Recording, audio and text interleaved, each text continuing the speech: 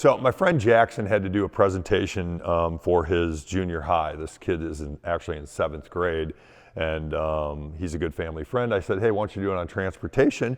So this is what he came up with, and he's gonna come on and tell you all about his presentation about Harley Davidson and transportation history in the United States. So my name is Jackson Ruiz, and for our History Day project this year I did Harley Davidson, and the topic was imagination and innovation. So I just put Frontiers of Imagination and Innovation, the Harley Davidson Motor Company's ride.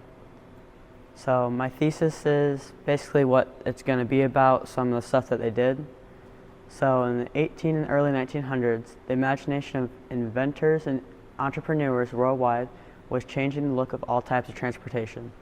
New frontiers of transportation technology were opening, impacting lives, and expanding opportunities for men and women. Innovator William Harley, along with family friend Arthur Davidson, joined forces with personal skills to develop a practical motorcycle.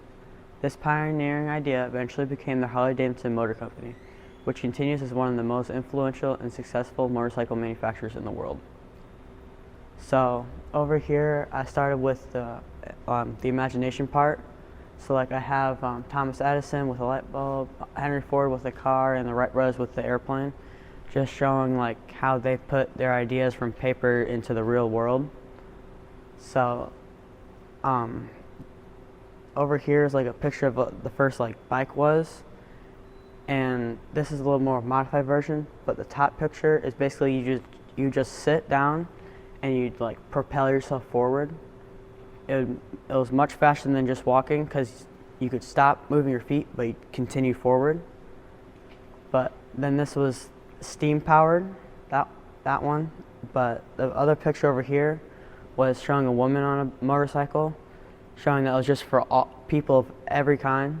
Like you could do it no matter what. So the two friends came up with this blueprint design, which was rough, but that's what the engine looked like when it was all put together.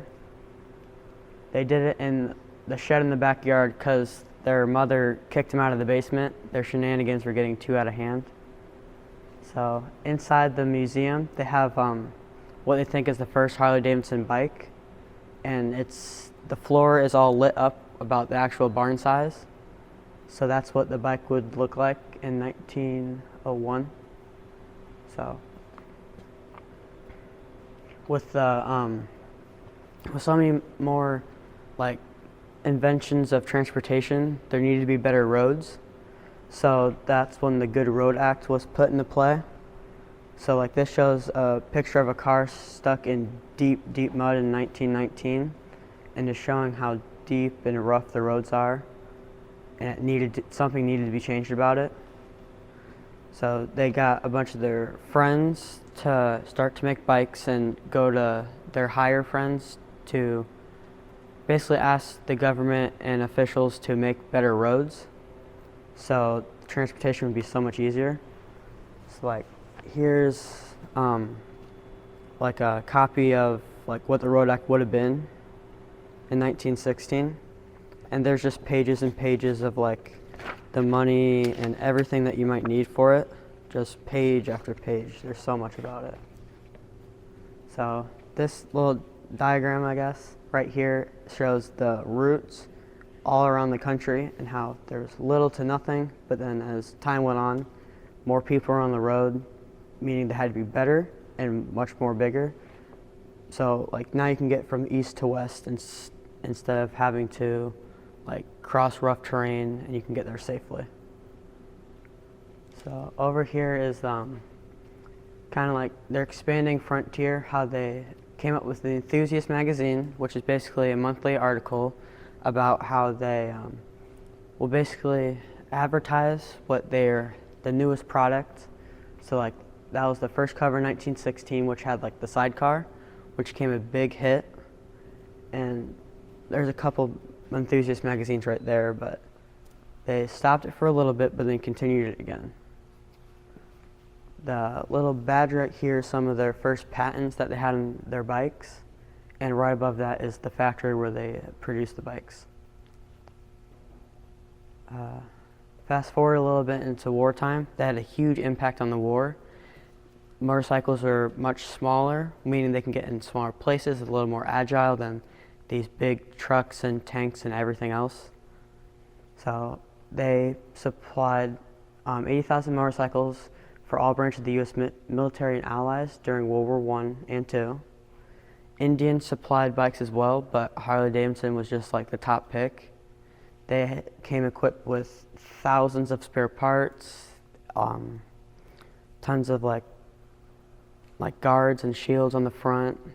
For a little bit they had left-hand throttle, that way you could use your right hand to shoot the gun. This way, just making it easier for other allies to win. So, but as the bikes and roads were worse, you needed stronger engines.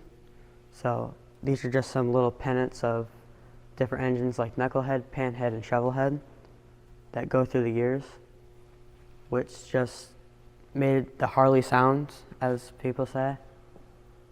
So, yeah. And then the impact, they had a huge worldwide impact. Like their pop culture was a huge one as well.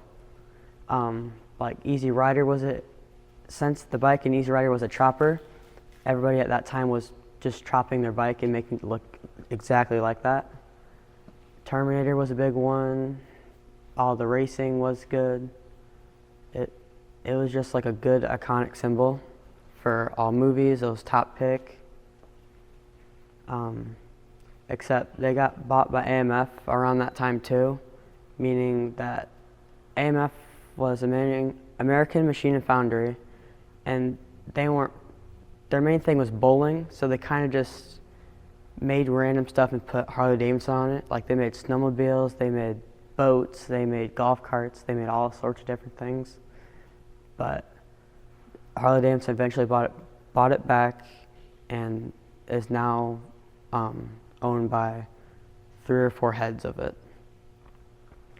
So basically, actually the helmet and jacket were an actual like motorcycle club around here, and the sign below it is just like motorcycle races that people put up and did.